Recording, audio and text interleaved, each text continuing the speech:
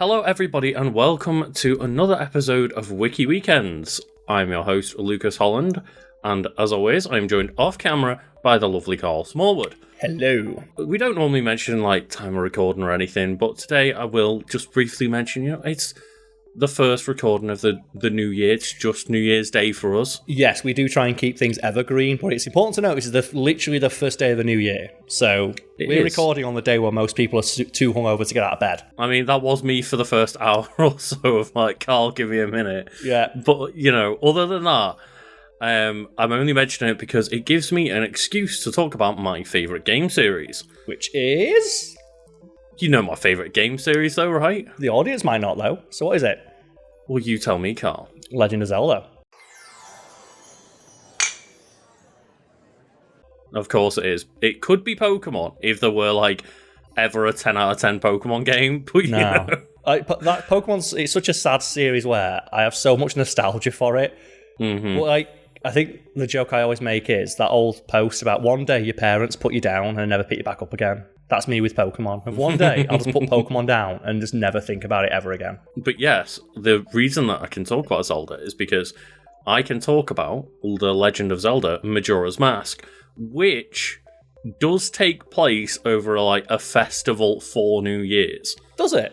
It doesn't explicitly state it, but it's the festival of time or something like that. The festival is to I believe to hope that all of the crops and stuff for the new year all go well. It's a classic thing. Just in virtually all cultures, there's always been some kind of celebration for the new year, whether that be for us the chronological new year or the new harvest year, or I guess if you work in business as the new financial year, if money is your god. Of course, and it just normally our New Year's it ends with oh yay, we all have some fireworks and celebrate and yay. But unfortunately, for this New Year's, the Majora's Mask is counting down to when the moon is going to strike the Earth. That's the ultimate fireworks. It's just the fucking moon's going to crash into the Earth and kill everyone.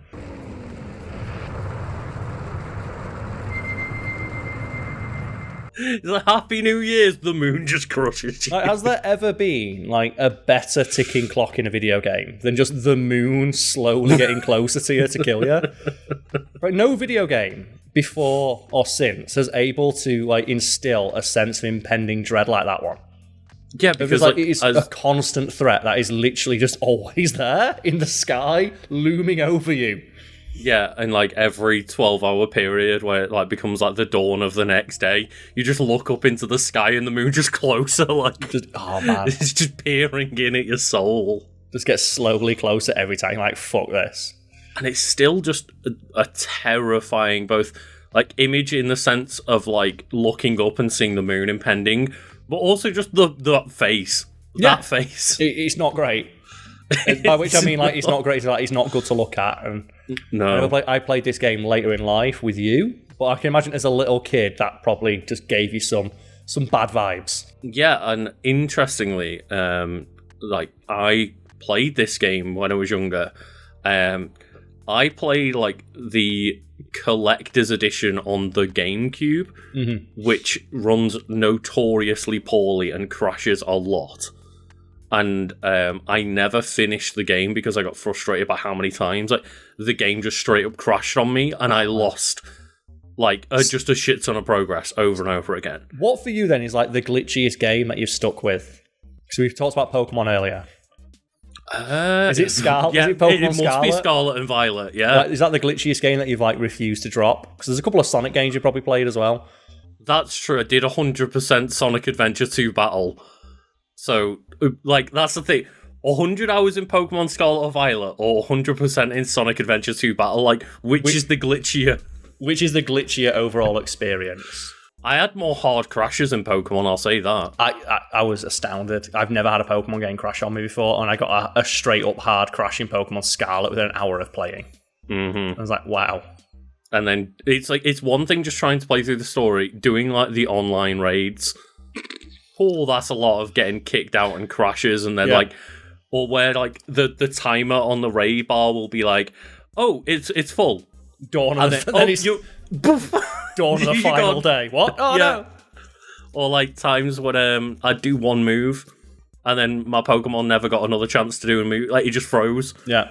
And the battle menu never came back up. And it's like, good job, Pokemon. When Majora's Mask came to Nintendo Switch Online, I did go and, like, complete the game. Like, we got all of the masks, did all of the side quests. I didn't go get all of, like, the pieces of heart and stuff like that, but I did get all of the masks, so we did all of the side quests. And then we went in as, like, the Oni God Link and just absolutely tore Majora's Mask apart in seconds. Isn't that just Link, though? I mean, that's the thing, because it's like little child Link in this one. He never becomes big boy adult Link. What do you think? Imagine that version of Link becoming an adult. How fucking strong is he going to be? The child that can take down the demon masked Majora, and then he just walks out and like, oh, it's not time skip 7 years later. Like, that child is training for 7 years. Yeah. He just comes back and just picks up the Master Sword with his, like, fucking mind. Is that the one that has, like, backdashing in it where, like, you can just rapid backdash at 1,000 miles an hour? Or is that another Zelda game? No, Majora's Mask did have the bunny hood, which made you run faster. But when you don't have the bunny hood, the fastest way in both N64 games is to backdash. Yeah, and it just looks hilarious where you see Link look in the direction he wants to go, turn around and go, just 180. Just run backwards. In that vein as well, what's your favourite glitchy way to move in a video game? Is it that, or is it Mario ass sliding up the stairs in Mario 64?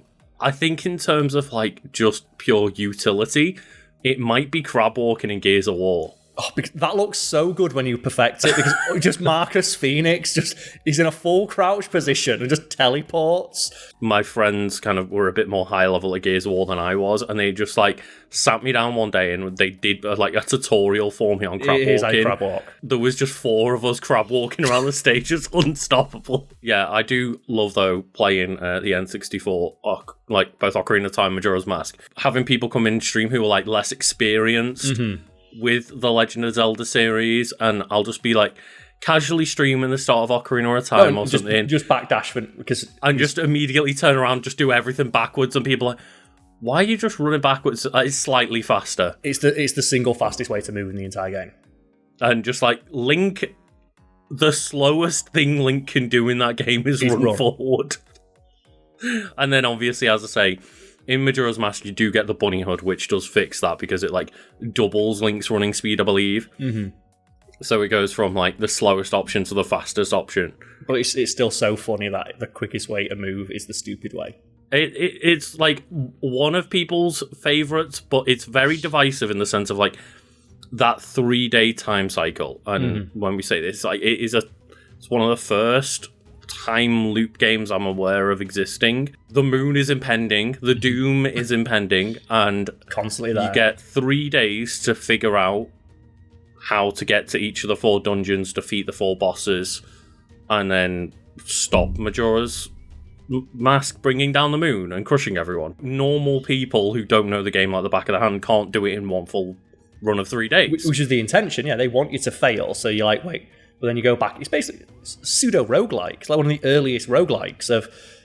It's designed for you to fail, then go back in with the knowledge and experience you gained on that first run. And I guess Loki can do a better job of explaining it than I can. And so let's go for it. Yeah, Legend of Zelda Majora's Mask is the 6th main installment of the Legend of Zelda series, first released on the N64 in 2000. So it's just on the cusp of the GameCube coming out. Unique among the Legend of Zelda series, the game includes a time system that spans 3 days, and this cycle must be reset periodically to progress through the game. Majora's Mask is the direct sequel to the first 3D Zelda game of the franchise, Ocarina of Time, uses the same engine as well as many graphic resources, and the reason being that they famously had about a year to develop this game. So I don't mind that. Like, people always like today... People, it's an asset flip or it's using old models. It's like, well, how much effort goes into making them? Why would they not reuse them? As long as they do something interesting with the same model. It's like Lego, isn't it? Of like, oh, it's using the same Lego bricks, but they built something different.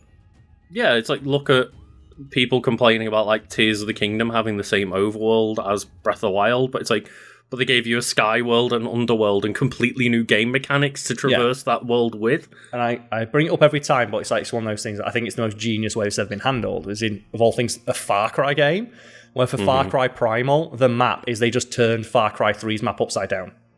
Yeah. And it's like, and you're like, wait, what? So so all the mountains become valleys and all the valleys become mountains. And I'm like, that is so genius.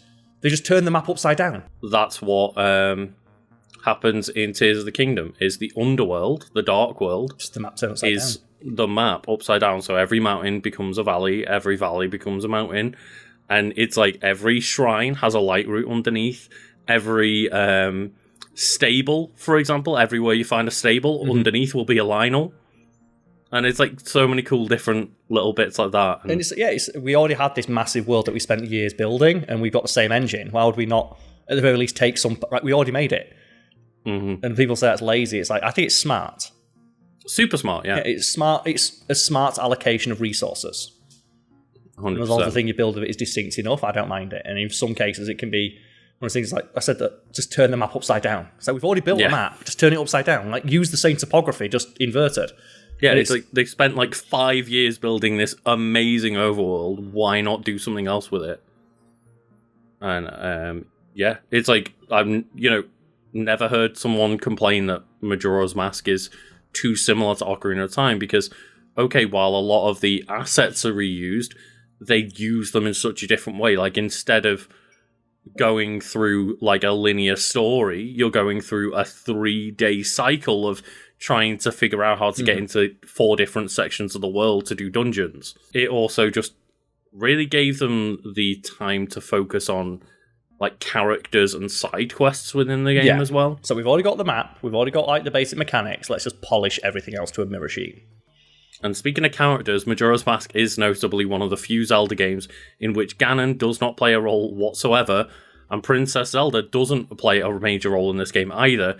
She's only seen once in a flashback scene from Ocarina of Time. So yeah, basically the trifecta of Ganon, Zelda, Link, it's just Link in this one. Ganon was busy. He was just in Smash Bros. Guy. Well, he was busy being absolutely fucking annihilated by like Hyrule's army because Link just went and tattled on him and then fucked off to the woods. If people aren't aware, like the end of Ocarina of Time is like Link goes back in time after defeating Ganon, and the child timeline, which Majora's Mask is in, he just goes and tells the king, like, you know that Ganondorf guy that's just sworn allegiance? Don't fucking trust it. Arrest this man. He just snitches on him. Like, just like, it was him, officer. Get him. He's like, he's about to fuck up your world. He's more as well. You look at Ganondorf and go, that guy's a villain. Yeah. Like, you just look at like, he's glowing purple. You know that guy that keeps doing twisty warlock punches off the stage? It's like, that guy's fucked up. It's like the guy with green skin and purple energy, like flames erupting from his like every orifice. That guy's evil. Have you seen Ganon's horse? It's just pure black with like a fire mane. It's like warning signs, red flags right there. Then during a Nintendo Direct November 5th, 2014, a remake of this game was announced for Nintendo 3DS, inspiredly titled Majora's Mask 3D. Was that any good? Some of the 3DS remakes were actually pretty good because they took advantage of the 3DS. Others were more like just direct ports. So it was a very close port, and some people prefer Majora's Mask 3D, some people prefer Majora's Mask, because there are some things that people complain about, like it's like the Sora swimming that feels so good in Majora's Mask. You have to use Magic Meter to be able to swim like that in the 3DS version. It definitely makes the Zora segments feel like a lot less fluid, and then the bosses all have specific weak points rather than being able to damage by like any means necessary, and some people don't like that. Because it makes it more of a puzzle than a fight. Zelda's weird for this. It's one of the few series I can think of where like it has multiple examples of the series where changes like this occur. Yeah, but I will say for the Majora's Mask 3D version, it makes all of the following all of the side quests and stuff so much easier, because the way that you can change your time you can pick, like, I think you can pick which hour you move to in the day when you change times, and also the Bomber's Notebook, which keeps track of all your side quests, is much better. Yeah, that's just like quality of life stuff, isn't it? Like, okay, when we released the game, like, we were sure this would be an issue. Like, what's that one where they just made it so you just sail 4 times as fast or something stupid? Wind Waker HD, it was like the ship went as fast as the GameCube's processor would allow it to, essentially. And then in the Wii U version, that wasn't a problem, so they gave the ability to buy a fast sail, which just makes everything easier, and they got rid of, like, half of the Triforce quest, which was super long and elongated, and stopped making you have to spend all of your money on all of these Triforce charts getting fucking tinglified. I do love when Tingle they just ripping you off. When they remake or reboot or remaster a game and they realise, like, okay, this shit sucked. Yeah, it was just padding. Games back then, they had to be like, well, if it's not 50 hours, like, and I'm glad we're past that now. People have kind of like said they fucking hate. We mentioned like Far Cry, Ubisoft games. Like, we don't need to collect 100 feathers, so I feel like I've got my money's worth out of a video game. Just make a good video game. There is still elements to that, and some people complain about things, yeah, and it's some things. But I think it was Dying Light 2 a couple of years ago, or maybe a year or so ago. They put out a post on social media before the game came out, and it was like, "This game's going to take you 200 hours to finish." And everyone's like, "I don't fucking want that." And they were like, "Oh no, it's 100% the game. Like it's only 30 hours long if you just do the campaign or whatever." It's like, and everyone's like, "Oh, thank God." Yeah. It's like my friend, we've got that mutual friend said, you should go play the Persona games. And it's like, how long does it take to complete? Well, about 150 hours. It's like, oh, I'm not playing fucking Persona then. I don't care how good it is. I've not got 150 hours free. I'm a Destiny 2 player. I've already got a job as a game. It's like, I play Monster Hunter. I've got no chance. Yeah, fucking hell. I play Monster Hunter. You play Destiny. We're fucked. Briefly going over the story here. Yes. So Majora's Mask, as we say, leaves with Link leaving the land of Hyrule on a personal quest, searching for his fairy friend Navi. It takes place a few months after the events of Ocarina of Time. Like, if you lost Navi, I'd be so happy. Do you reckon it's just like trauma at that point? Is it he's heard like, "Hey, listen," so many times that when it stops, he starts going crazy. Like, all it is just. It's an abusive relationship. It's the only thing I know about Navi is that no one likes Navi, but I guess, again, it's a sign of the times. Like, back in the day, something you pointed out to me when you were playing through the game is, people think it's like, it seems really hand-holdy, but a lot of the stuff that Navi tells you to do, that game was literally the first time I'd ever been seen in a video game. Like, controlling your camera was something that I'd only been seen in like 4 video games up to that point. Mm-hmm. And like climbing, having contextual animations when you're climbing up ledges and stuff was like not a common thing at the time. Exactly, like that game was groundbreaking in so many ways. Like the Z targeting system, that was essentially why Navi existed. Yeah, like one of the few reasons was to give yourself like the target above the head. Mm-hmm. And to track someone. Which just seems so common today. Of like, oh, lock on. So, yeah, but that wasn't a thing before this game. Yeah, exactly. But yeah, his trip is interrupted by the Skull Kid, an imp possessed by a great evil contained in the magical Majora's Mask. And it's like, yeah, the Skull Kid is essentially just this, kid that's a bit lonely, being a bit mischievous, and then takes Majora's Mask from the Happy Mask salesman, and all of a sudden becomes like this possessed Skull Kid. Like, the Skull Kid itself is not evil, he's looking for a friend. Yeah, but it's the mask is the thing that's bad. The Skull Kid is accompanied by 2 fairies, Tattle and Tattletale. Yeah. They knock Link off his horse, Epona, rendering it unconscious. Epona's such a good horse as well. Epona's like the best horse in game. I think the only horse that even approaches the levels of Epona is Aggro. Aggro from Shadow of the Colossus. To give Aggro its proper name. Aggro! Yeah, Aggro! Where Aggro, literally, just throws you off its back as it falls down a chasm forever, and it comes back! Aggro might take the win, because, Epona's never tried to sacrifice itself for me. But, the only time I've ever, got a lump in my throat in a game is, when Aggro crawls back up the mountain with the broken leg. At the end of the cutscene, if you not play Shadow of the Colossus, fuck you, go play Shadow of the Colossus. I'm spoiling. Yes. What you see Aggro? It's got 20 years. And you can see it's got the broken leg, and I was like, no, Aggro! Then the Skull Kid searches him for goods and finds the Ocarina of Time. So it's like, he's not only found Majora's Mask, which is like the skull of a demon power deity, he also gets the Ocarina of Time, which can literally manipulate time. And then Skull Kid takes off on Epona with the Ocarina and leads Link on a chase. Link is so fucked. It's like he loses the Ocarina of Time, he loses Epona, he loses Navi, and then he gets turned into a fucking Deku scrub. The idea that 5 seconds in he loses the strongest item in the game from the previous game to a new super strong item. Has there ever been a character who's lost something more powerful than just, oh, I had the ability to travel through time and I dropped it? I just got fucking mugged. He got mugged and they stole time travel off him. Skull Kid fucks off with Tail, and then Tattle gets left alone, and Tattle ends up helping Link and acts as the new Navi. And then, with the help of Tattle, Link goes ahead, gets the Song of Healing from the Happy Mask Salesman, becomes a child again, and then just goes to the 4 corners of Termina, where you essentially get a new power in each one. You get your 3 transformations to Zora and Goron and Deku, and then, you essentially just recruit the 4 giants to come and save the day when the moon is about to crash into the Earth. And they catch it, don't they? That super badass thing when they all catch the moon in the sky. And it's just, as I say, a great game with a very controversial 3-day cycle system. Some people really swear off it because it feels like you're replaying the same game over and over again. It feels ahead of its time almost. Like I said, roguelikes weren't a thing. Very much, yeah. But if they resold that game, like they remade it from the ground up and it was like a roguelike... I think it's one of those of some people don't like playing the game over and over, but I think it's a real nice thing in terms of, but you'll learn like the patterns of people throughout the day and stuff, and like you can it's a real satisfying feeling when you've like put together 50% of like 3 different side quests, and then you reset the 3-day cycle and you're like, well, I need to be here now, here now, here now, here now, here now. You sort out like all of these different problems and solve them all together in one big loop of 3 days, and it feels really, really sasatisfying. Isn't that basically what like the idea of Deathloop is?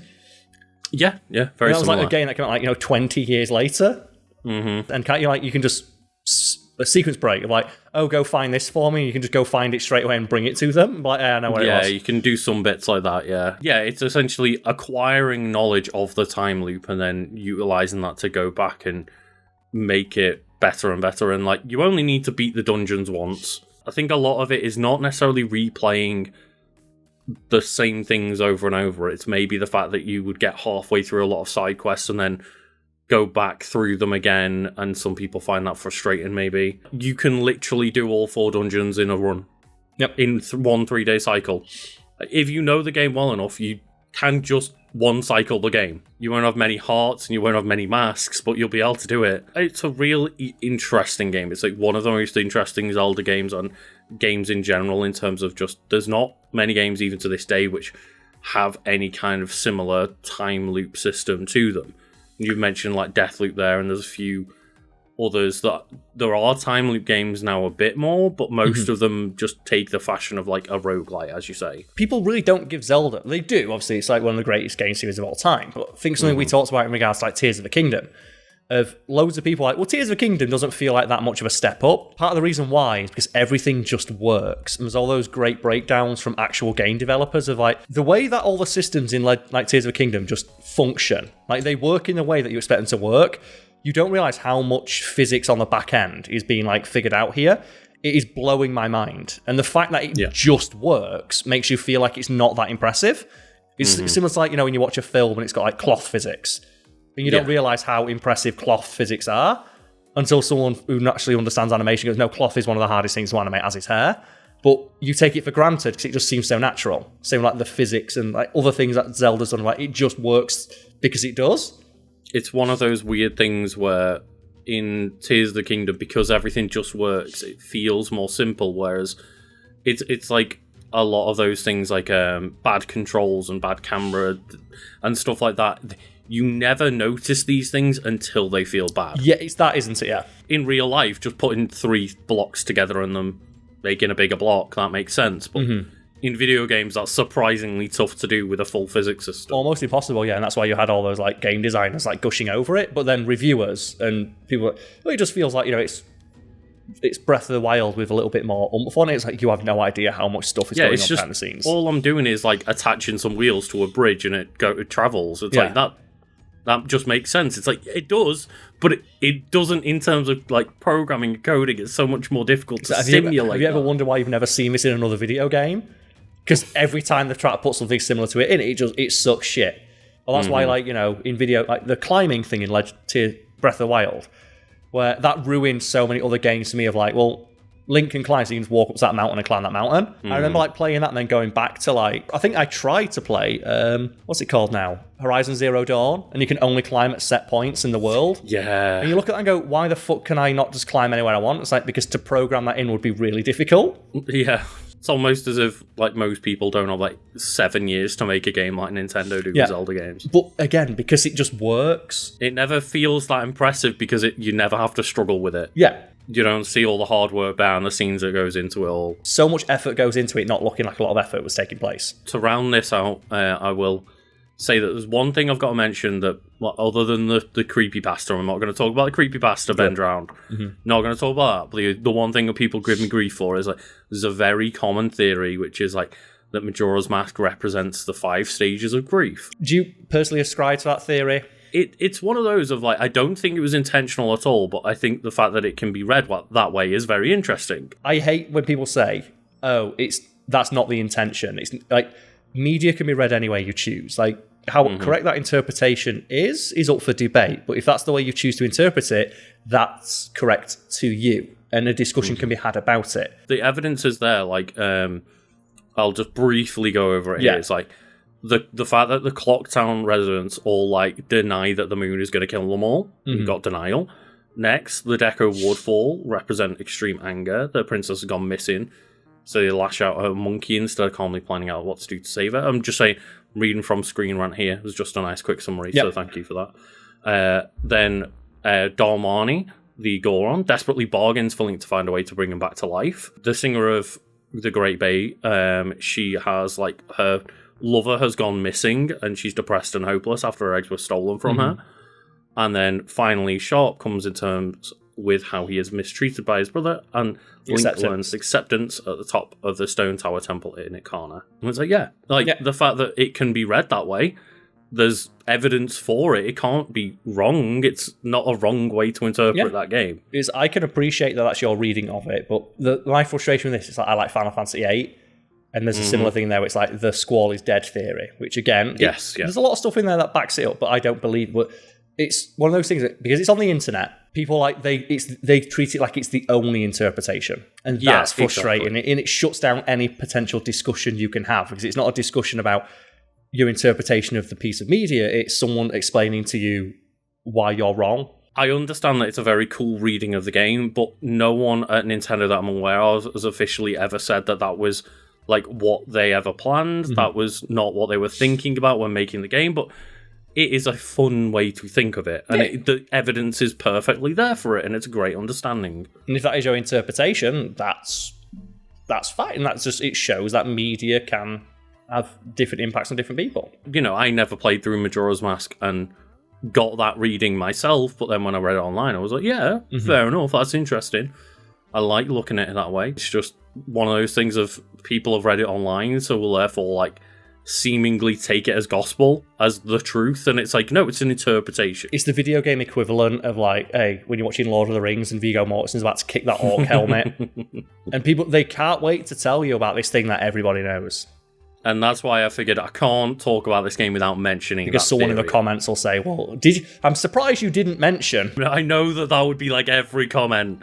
So we mentioned it, we talked about it. My favourite thing about making content online, especially in a series called Wiki Weekends, where we're reading directly from a wiki, is when someone says, I can't believe you didn't mention thing that's not mentioned on. Like, you can go click on the Wikipedia page and see if it's mentioned on there. We admit we are reading from a wiki article, and if we didn't mention it, it's probably because the wiki didn't mention it, or that it's just so commonly known that we felt like we could gloss over it. That's my other favourite, when it's like, it's something that's so common that we feel like we don't have to mention it, and then because we don't, people think we don't know about it, and then act as if we would. It's like, it's the most common thing people know, like the most surface level thing people know about this one topic is this one thing. Let us know where you think of Majora's Mask in your ranking of Zelda games if you have finished it, because I know for some people it's like their favourite Zelda ever, and for some people like, I hate that game, I never finished it. Yeah. So I'm curious to like know what our viewers think of Majora's Mask in terms of like how it ranks within the Zelda series. But you know, if you want to see me playing through all of the Zelda games slowly over time, I do that on my Twitch. Smart. Exactly, yes. So you can find the links to my Twitch below. It's Legend of Kanto, named partly after the Legend of Zelda series itself. And yeah, every Tuesday I do my Tunic Tuesdays, and we've been going through like Link to the Past recently, and now we're going to have to decide a new game to play. But yeah, thank you all for watching along, and hope everyone has a lovely new year. Cheers, everybody.